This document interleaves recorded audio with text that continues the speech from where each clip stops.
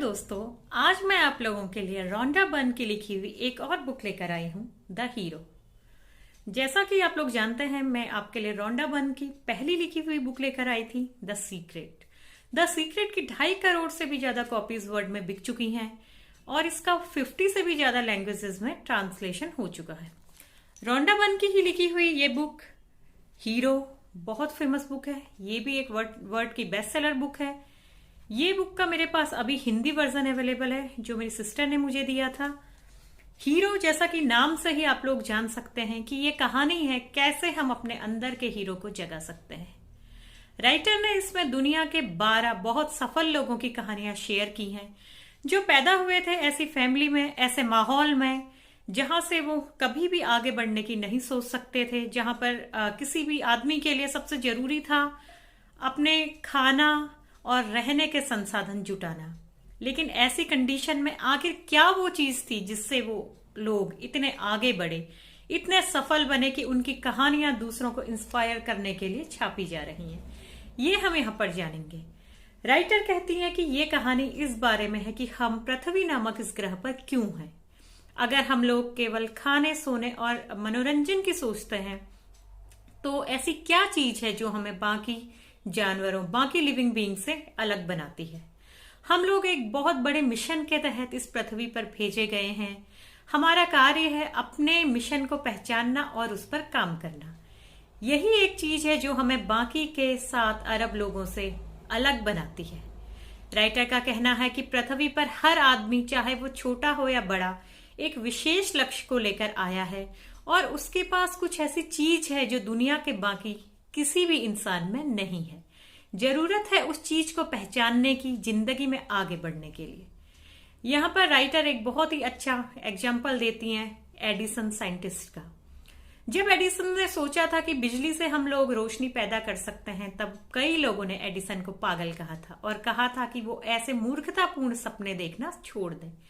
लेकिन एडिसन ने अपने सपनों पर भरोसा रखा, लगातार काम किया और लगातार काम करने के बाद 1000 असफल प्रयासों के बाद एडिसन को आखिरकार ऐसी सफलता मिली जिससे करोड़ों करोड़ों साल तक हर आदमी जिस सफलता से लाभान्वित होता रहेगा।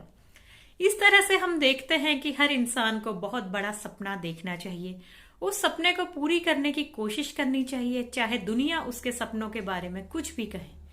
क्योंकि राइटर यहाँ पर बताती हैं कि हम लोग जन्म से ही अपने साथ कुछ स्पेशल एबिलिटी लेकर पैदा होते हैं। अगर हम लोग ये मानते हैं कि हम सपने तो बड़े देख रहे हैं, लेकिन उन सपनों को पूरा करने के लिए हमारे पास रिसोर्सेज नहीं है, तो ये बिल्कुल भी सही नहीं है। क्योंकि महान कामों को करने के लिए केवल धन, दौलत या परिवेश ही सब कुछ नहीं होता है, बल्कि इनका काफी कम रोल है। असली चीज है वो हमारे अंदर होती है। हमारा दिमाग, हमारी आत्मा, हमारा चरित्र, हमारा दृढ़ निश्चय, ये चीजें हैं जो हमें महान काम करने के लिए प्रेरित करती हैं और इन्हीं चीजों के भरोसे हम बहुत बड़े बड़े काम कर सकते हैं। तो इस किताब में दुनिया के सबसे सफल 12 लोगों की कहानियां शेयर की गई हैं।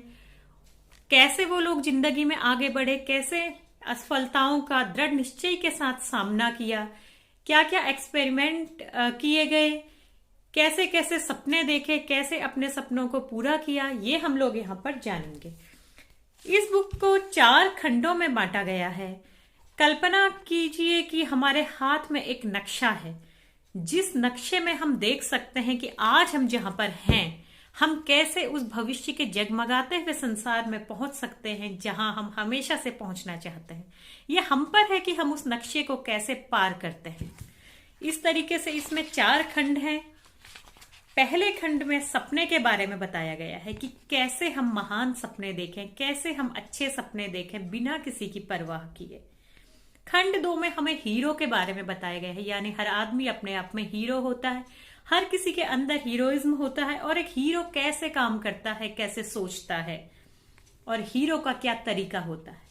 खंड 3 में हमें खोज के बारे में बताया गया है, जिसमें यह दिखाया है कि जीवन का जो नक्शा होता है वो एक भूल भुलैया की तरह है। कई लोग भूल भुलैया में खोकर रह जाते हैं जीवन के भौतिक आनंदों में, लेकिन कई लोग अपने दृढ़ निश्चय के बल पर उस भूल भुलैया को पार करके उस जगह पहुंचते हैं जिस जगह पहुंचने का वो सपना देखते हैं। और रास्ते में आने वाली मुसीबतों और होने वाले चमत्कारों के बारे में भी यहाँ पर बात की गई है। चौथे और अंतिम खंड में विजय यानी विक्ट्री के बारे में बताया गया है कि आखिर में कैसे हमें विक्ट्री मिलती है, कैसे हमें पुरस्कार मिलता है और जीने लायक जीवन किसे कहा जाता है और हम में छुपा हुआ हीरो कौन सा है। इस तरह से बहुत ही अच्छी बुक है, बहुत इंटरेस्टिंग बुक है। रोंडा बर्न के बारे में मैंने पहले भी आपको बताया था कि बहुत ही अच्छी मोटिवेशनल राइटर हैं, लाइफ के हर एस्पेक्ट के बारे में लिखती हैं। इनकी और भी बुक्स अगर आप लोग पढ़ना चाहते हैं तो मुझे कमेंट सेक्शन में जरूर बताएं, मैं आपके लिए बाकी बुक्स का भी रिव्यूज लेकर आऊंगी। इस बुक को पढ़कर बताएं आपको कैसी लगी। जैसा कि मैं पहले भी कहती हूँ कि अगर आप एक रीडर हैं तो आपको ये बुक पढ़ने में कोई दिक्कत नहीं होगी। फर्स्ट टाइम रीडर है तो भी आप इसे पढ़ने की कोशिश कर सकते हैं। हो सकता है आपको एक से ज्यादा बार पढ़नी पड़े, लेकिन धीरे धीरे आपको ये बुक समझ में जरूर आएगी। तब तक के लिए नमस्कार।